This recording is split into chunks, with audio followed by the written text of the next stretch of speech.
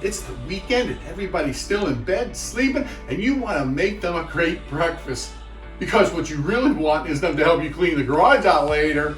So this better be an extra special breakfast. You want me to show you how to make Cinnamon Churro Waffles. Make sure that garage is really cleaned out. Let's go. And then let's get it onto our churro waffle. Don't these just look and smell pretty amazing?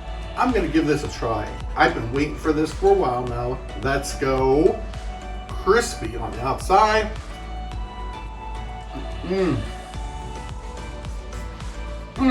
Those are so good.